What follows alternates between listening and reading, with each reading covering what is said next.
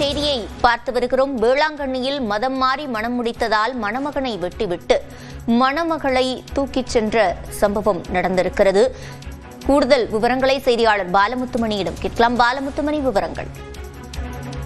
நிச்சயமாக, அதாவது நாகப்பட்டினம் மாவட்டம் வேளாங்கண்ணியில் நேற்று முன்தினம் 2 காதல் ஜோடிகள், அதாவது சில ஆண்டுகளாக காதலித்து வந்த அந்த பெண்ணும் ஆணும் திருமணம் செய்து கொண்ட நிலையில அந்த பெண்ணுடைய வீட்டார் வேளாங்கண்ணிக்கு வந்து அந்த பெண்ணை தூக்கி சென்றதோடு அந்த அதாவது காதல் திருமணம் செய்த அந்த இளைஞரையும் தரமுறையாக வெட்டி அவர் குடும்பத்தில் தாக்குதல் நடத்திய சம்பவம் வேளாங்கண்ணியில் ஒரு மிகப்பெரிய ஒரு பரபரப்பை ஏற்படுத்தி இருந்தது.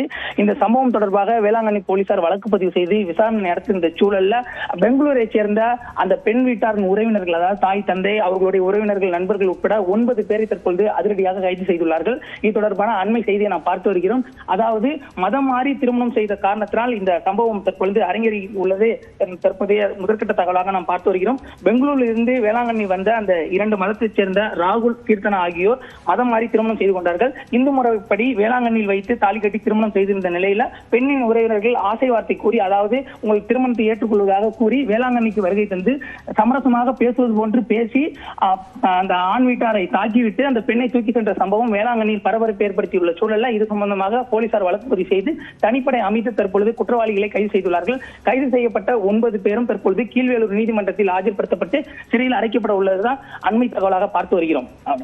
விவரங்களை வழங்கியமைக்கு நன்றி பாலமுத்துமணி.